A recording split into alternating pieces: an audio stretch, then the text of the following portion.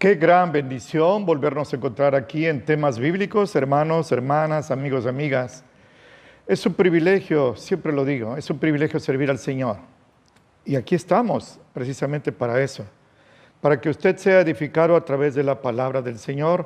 Y hoy quiero tratar con ustedes un tema que es preocupante. Soy un pastor anciano y estoy viendo muchas cosas en nuestra amada iglesia evangélica. Así que el tema que hoy quiero tratar con ustedes con la ayuda del Señor es aquí en temas bíblicos, la iglesia actual. Repito, en temas bíblicos les presento la iglesia actual.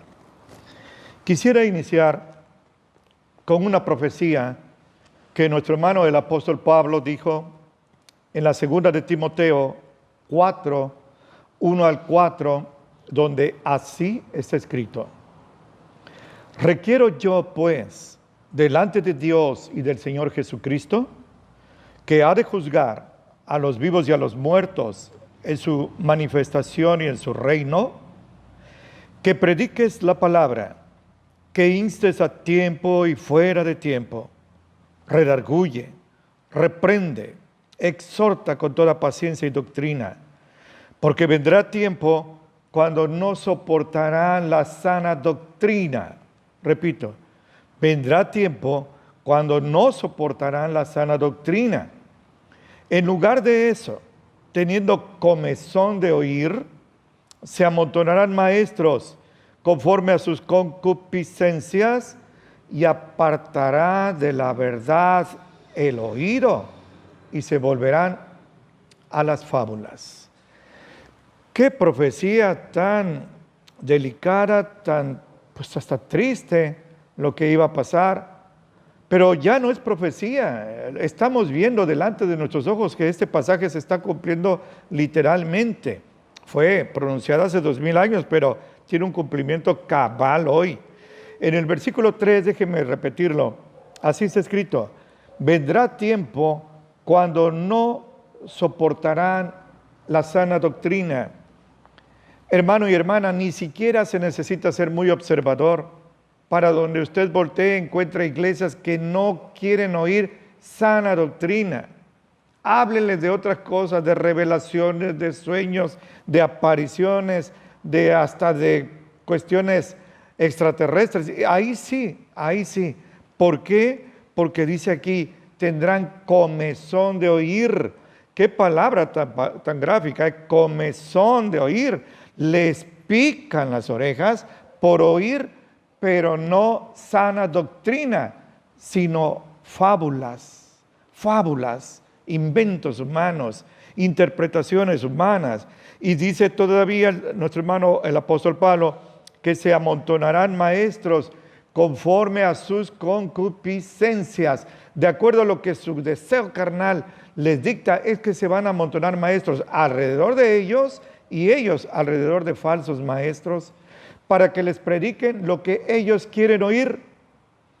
La palabra, como decía Pablo, tu palabra no la aman, Señor. Jeremías se entristecía y se lamentaba por esto. No aman tu palabra, es un pueblo incircunciso de oídos. Es muy triste darse cuenta que eso se está cumpliendo hoy. La verdad es que la gente ya no quiere oír la sana doctrina. Estoy hablando de una regla general. Claro, gracias a Dios, el Señor siempre tiene un remanente fiel que amamos su palabra y no soportamos las falsas doctrinas. Ahora, déjeme la vez pasada, si usted me acompañó, hablé de los profetas, de los apóstoles y de las pastoras. Es un pequeño recuento. El profeta del Antiguo Testamento, el profeta auténtico, debía de llenar 4 requisitos: ser judío, ser varón, que su profecía se cumpliera al 100% y que si tenía estos requisitos, no desviara al pueblo del camino del Señor. Deuteronomio 18 al final, y Deuteronomio 13, de 1 al 6, así lo dice. Para los apóstoles, 4 requisitos: que fuera hebreo, que fuera varón, que hubiera estado con Jesús a lo largo de todo el ministerio desde que lo bautizó Juan en el Jordán, y que lo hubiera visto resucitado. Si usted compara con estos requisitos a los profetas y apóstoles que hay ahora, ni uno llena esos requisitos. Por cierto, Hechos capítulo 1 dice eso. Por cierto que hoy ni los judíos aceptan profetas modernos. ¿Qué le parece? Ni los judíos. El canon bíblico se cerró en Apocalipsis 22, 21 y el Señor advierte severamente con reprensión de las plagas que están aquí al que le añada a lo que Él ya expresó, pero también con suprimirle recompensas a los que le supriman a la palabra del Señor. Hasta va a quitar sus nombres del libro de la vida. Mire si no es delicado. Ahora, déjeme decir, es que hablé con una pastora en estos días y dijo que estaba de acuerdo. Fíjese, me quedé sorprendido gratamente de que estaba de acuerdo con lo que dije. Y es que el texto de oro para no aceptar pastoras aparece en la primera de Timoteo, capítulo 2, versículos 11 y 12, donde así está escrito. Le comparto textualmente: que la mujer aprenda en silencio, con toda sujeción, porque no permito a la mujer enseñar, ahí está, ni tomar autoridad sobre el varón, sino estar en silencio.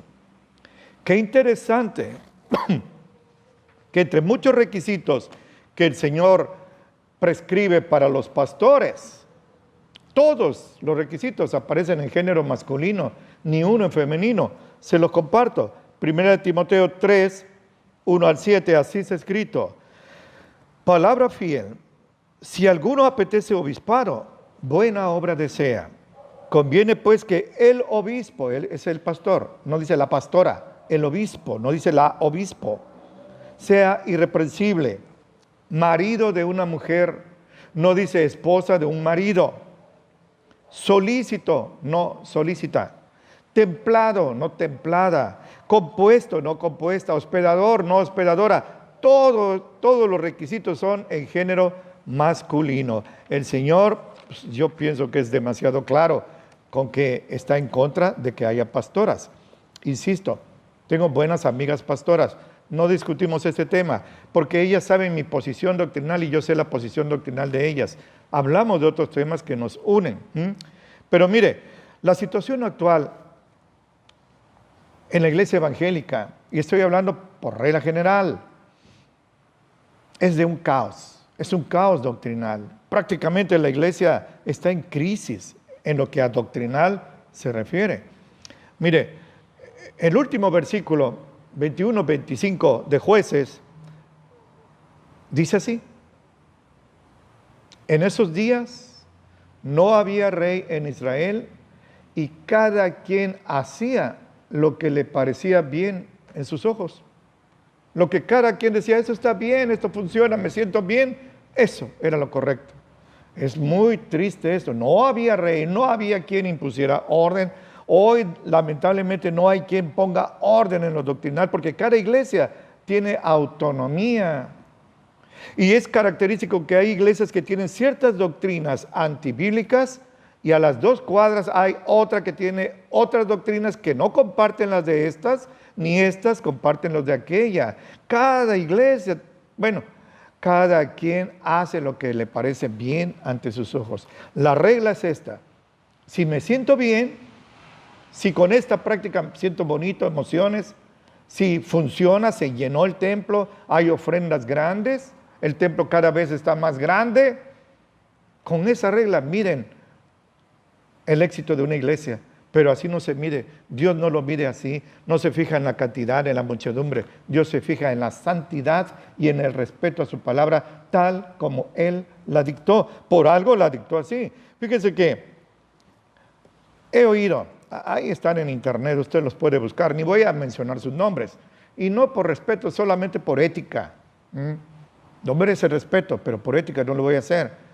Hay cierto profeta, él dice que es profeta, y apóstol, ya agarró 2 funciones, centroamericano, que hace unos 2 años entró un huracán, amenazaba las costas del este de Estados Unidos, y este hombre reprendió al huracán, y le ordenó que se fuera al mar y que ahí se desvaneciera. pero lo dijo con una autoridad. Parecía que estaba hablando un profeta del Antiguo Testamento. Si yo hubiera sido el huracán, yo me hubiera espantado, ¿eh? Pero ¿saben qué? Ese huracán pegó de una manera terrible sobre las costas de Estados Unidos, la costa este. Esto es terrible. Hace años lo mismo pasó con el Catherine allá en Nueva Orleans.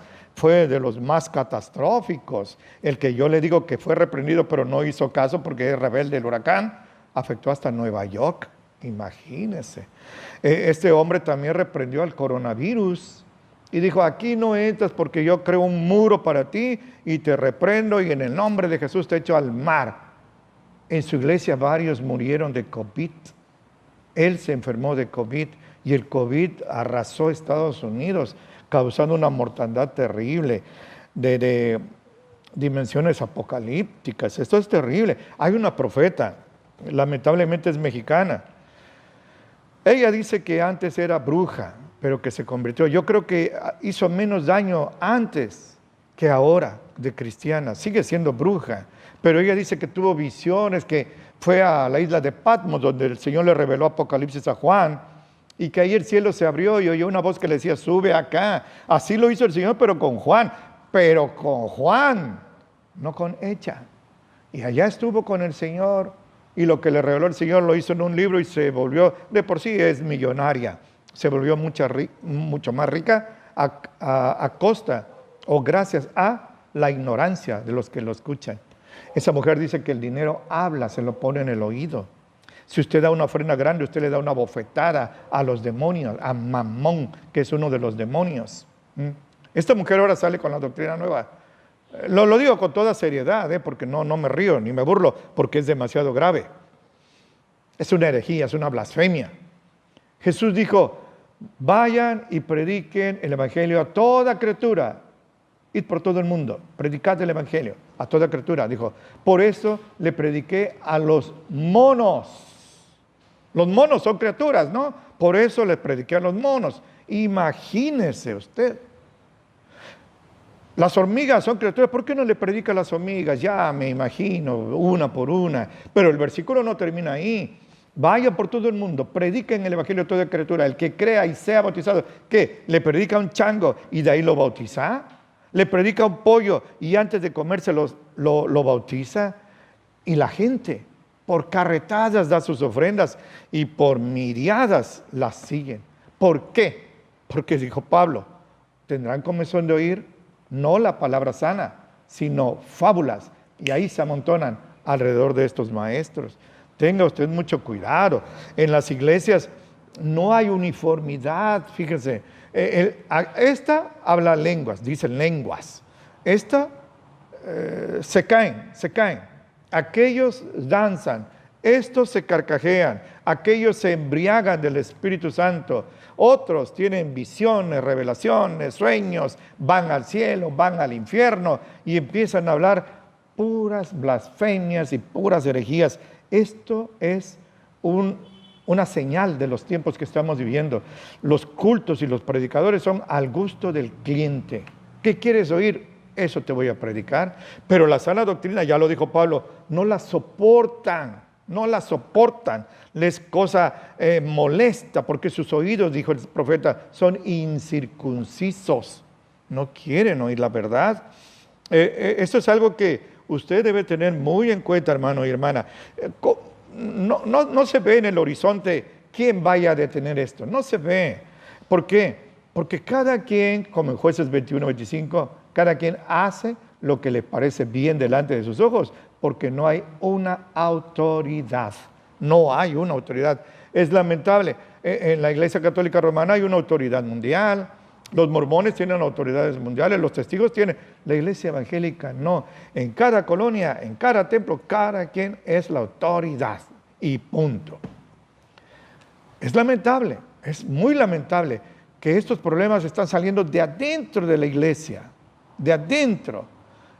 Y si vemos hacia afuera, hermanos, con la igualdad de género, con la fuerza que está adquiriendo el movimiento gay, que está ya en el gobierno, como yo profeticé, y no me la doy de profeta, hace como 10 años dije que iban a llegar a la cúpula del gobierno, ya están ahí, tienen una fuerza muy grande y se nos vienen como un tsunami sobre nosotros. Y mientras estamos peleándonos entre nosotros, divididos, así fácil nos va a ganar. Un pensador romano dijo, divide y vencerás.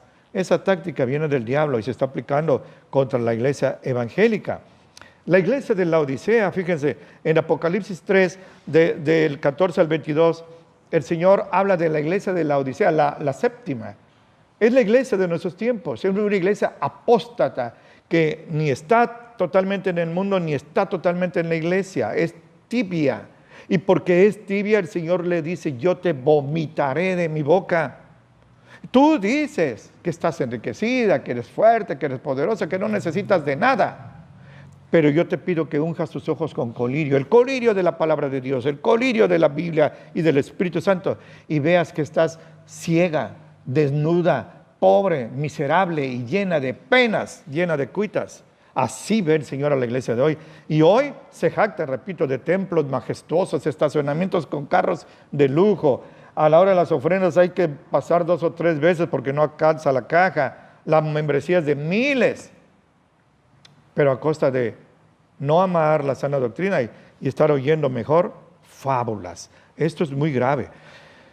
Yo quisiera que ustedes, cada uno de ustedes, tomara muy en cuenta esto, porque en la segunda de Tesalonicenses capítulo 2, versículo 3, nuestro hermano el apóstol Pablo contradice la corriente actual. La corriente actual dice que va a haber un gran avivamiento antes de la venida del Señor. Y lo demuestran, insisto por tercera vez, con sus grandes templos, con sus transmisiones de miles y miles de personas, ofrendas, carros de lujo, viajes en avión y todo eso. Dios no dice así. Segunda de Tesalonicenses 2:3, así está escrito. Antes de la venida del Señor ocurrirá la apostasía. La apostasía. El Señor no habla de un avivamiento previo a la venida del Señor, sino de una apostasía mundial. La estamos viendo. Abra los ojos. No deje que el enemigo lo aletargue y lo duerma como la serpiente a un ratoncito que se va a comer. Usted debe estar muy atento a esto que le estoy compartiendo. Fíjense que ahora, yo me convertí en el 79, hace 43 años. Ahora usted entra a templos evangélicos y parece que está usted entrando a una sinagoga judía. Símbolos judíos, menorás por acá, el talit por allá, los predicadores traen talit, traen kipá, cantos y danzas disque hebreas. No va a encontrar usted en todo el Nuevo Testamento, desde Mateo 1:1 hasta Apocalipsis 22:21, un solo versículo que diga que la iglesia que nació en el Nuevo Testamento, que la iglesia dance. Ya con eso ya le doy a usted una barrera firme para rechazar esta práctica. Y los sermones que se escuchan hoy, yo me esfuerzo, me obligo a oír en internet los sermones. La gran mayoría hablan de las cuestiones sociopolíticas, el país que se levantó en armas contra aquel, los desastres ecológicos, y hay una obsesión enorme, enorme por los grandes personajes políticos. Hace unos 20 años había obsesión en los predicadores para hablar de Gorbachev como el anticristo, de Saddam Hussein como su falso profeta. Hoy se usa a Putin, se usa a Vladimir, se usa a Zelensky, se usó a Hitler, se usó a quien usted me diga, que si Chávez, que si Maduro, que si Castro, todos ellos. Pero no le predican a usted palabra de Dios. Y mucha gente dice, no, el mensaje estuvo pero pesado. ¿Pesado de qué? Si todo fue paja. La palabra del Señor, por regla general, repito, gracias a Dios hay excepciones honrosísimas, pero muy pequeñas. La palabra, por regla general, las iglesias no están predicando el evangelio puro, la sana doctrina. Ahora, yo le estoy señalando el problema, el panorama actual, no ficticio, no me lo estoy imaginando, es así. Observe usted, así es. Ese es el problema. Pero no quiero quedarme con el problema. Quiero ofrecerle la solución. Y la solución de antemano, usted lo sabe muy bien, está en nuestro Señor Jesucristo. Él nos da a través de sus sagradas escrituras la solución sobre cómo combatir, cómo refutar, cómo rechazar y cómo vencer todo este caos doctrinal que tiene a la iglesia evangélica actual en crisis. Y la respuesta se la comparto brevemente. La solución. Hace 2500 años el Señor levantó al profeta Jeremías. Y a través de él, el Señor, no fue Jeremías, sino fue el Señor el que dijo así en Jeremías 6:16. Pero es el Señor, no es Jeremías. Jeremías solo escribió.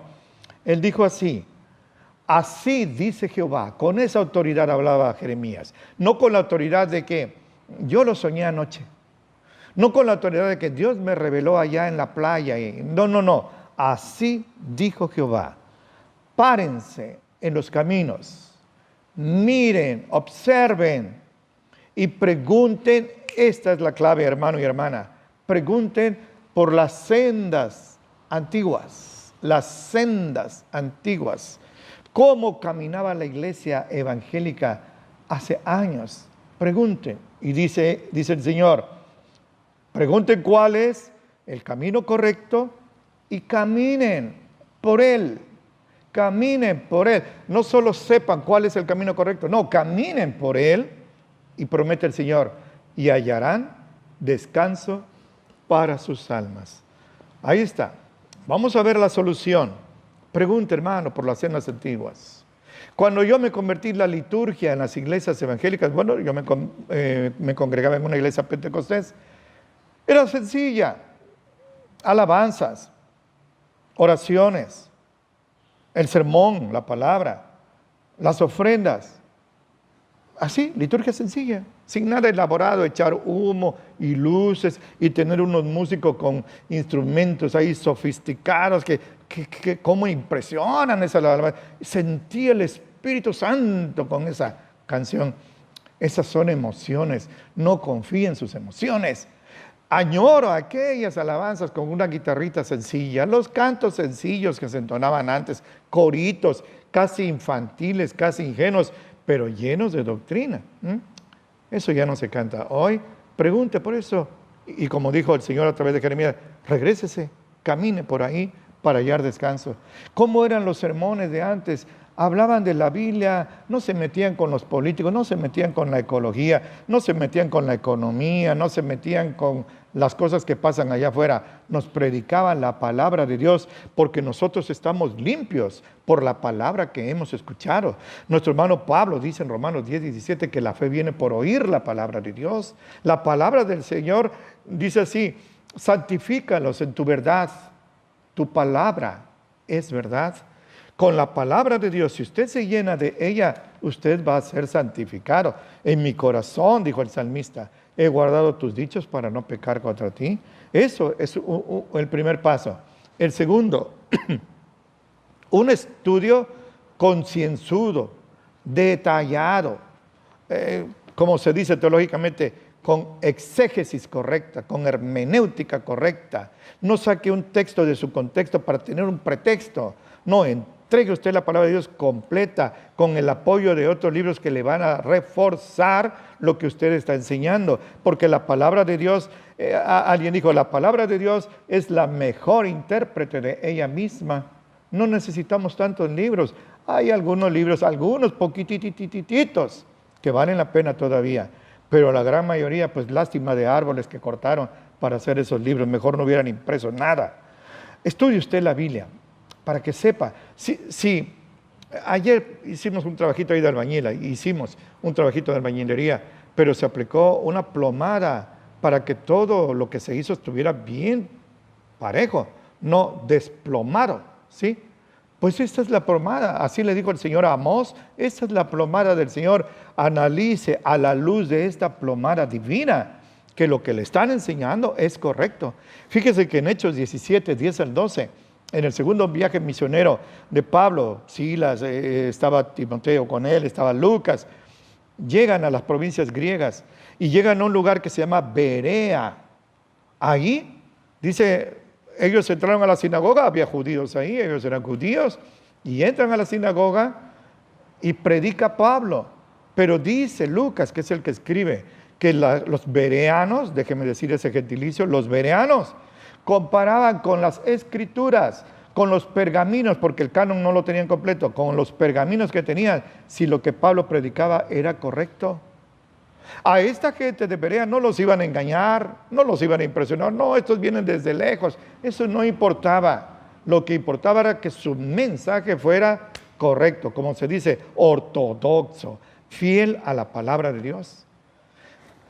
Admítame un consejo, sea usted como los bereanos, confirme cada sermón, el mío, el que estoy dando ahorita, confírmelo con la palabra de Dios para ver, dice Lucas, si estas cosas son así. Si no, deséchelas. Nadie decía, oye, no, pero es el apóstol Pablo, ¿quién va a dudar de él?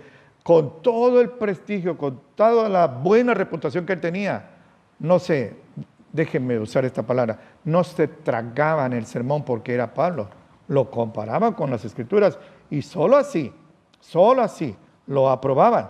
Eso es lo primero que debe de hacer. En Hechos 18 al final, se menciona a un egipcio, un judío egipcio, nació en Alejandría, llamado Apolos.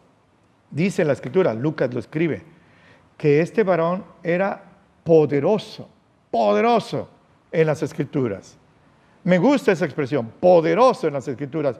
Quiere decir que no era un novato, que no era un ignorante, que no era un neófito, que no era un impreparado. Era alguien experto en las Escrituras, que tenía nada más, como decimos aquí, de Génesis a Malaquías, nada más eso tenía. Pero él era experto conocedor, no lo iban a engañar. Yo creo que Pablo era poderoso en las Escrituras. Yo creo que Lucas era poderoso en las Escrituras, pero de ellos no se dice ese adjetivo, solo de Apolos. Pues ahí están dos retos, sea como los bereanos y sea como Apolos. Si hace usted así, andará en camino seguro y no tendrá temor de que lo desvíen ni a izquierda ni a derecha. La sana doctrina, fíjense, hubo hombres de Dios, hombres y mujeres de Dios, niños de Dios, hace 5 siglos, los valdenses, los albigenses, tanta gente que inclusive fue asesinada por la iglesia apóstata, vivos los quemaban, vivos los echaban al agua con una piedra, a sus niños también, los anabaptistas, los puritanos que vinieron de Inglaterra y fundaron gran parte de lo que hoy es Estados Unidos, especialmente Filadelfia, en Pensilvania. Esa gente amaba la palabra de Dios, eran gente que sabían la palabra de Dios y la obedecían. Saber y obedecer. Ahí está la fórmula perfecta para agradar a Dios y para no caer en el error doctrinal. Hay que conocer la Biblia, pero no solo ser oidor, como dijo Santiago, el hermano de Jesús, sino hacedor de la palabra. 1:22 de su libro sagrado. Vea esto, yo tengo que concluir. No quiero, pero tengo que concluir por razón del tiempo. Y porque esa es otra señal de los tiempos. Mire, antes usted oía un sermón de 1 hora, 1 hora y 20 y usted estaba metido. Hoy los sermones tienen que ser de 20, 25 minutos porque la gente ya no aguanta, se aburre, se desespera. Que le pongan 2 horas de alabanzas, aunque sean antibíblicas, ahí están contentos. Ya cuando viene el sermón, ya están todos cansados, ya se quieren ir. Pastor, ¿no podría abreviar un poquito? Eso es una señal de los malos tiempos que estamos viviendo. Nuestro hermano Pablo, en Efesios 4:14, dijo así, es lleno del Espíritu Santo que él escribe, y lo dice a usted y a mí. Así está escrito. Ya no seamos niños fluctuantes, llevados para todos lados por cualquier viento de doctrina. Hoy esta doctrina, hoy mañana en aquella colonia, y ya vamos, y ahí anda. No seamos así, por trampas de hombres, por argucias de hombres, dirigidos por el diablo, que para engañar emplean con astucia los artificios del error. Dios le habla a usted, Dios me habla a mí. Y concluyo, Colosenses 2:8-9, así está escrito. Miren que nadie los engañe por filosofías y vanas sutilezas, según la tradición de los hombres, conforme a los elementos del mundo, pero no según Cristo, porque en Él habita toda la plenitud de la divinidad en forma corporal. Todo lo que Dios es en espíritu, habitó en forma física en el Señor Jesucristo. Juan, lleno del Espíritu Santo, 1:14 de su libro, de su Evangelio, dijo, aquel verbo se hizo hombre, se hizo carne y habitó entre nosotros. Comía, dormía, predicaba y vimos su gloria. Gloria como del unigénito Hijo de Dios, lleno de gracia y de verdad. Jesucristo habitó entre ellos. Jesucristo habita entre nosotros en la persona de su Espíritu Santo, que en este día, en esta ocasión, aquí en temas bíblicos, yo estoy seguro, y esa es mi esperanza, para eso estoy orando, le haya hablado a usted precisamente como me habló a mí. Ha sido un gran deleite servirles, hermanos, como siempre digo, un privilegio servir al Señor, y ahora solo espero que Él atalaya entre usted y yo ahora que nos separamos, y como siempre, que los bendiga mucho en Cristo Jesús.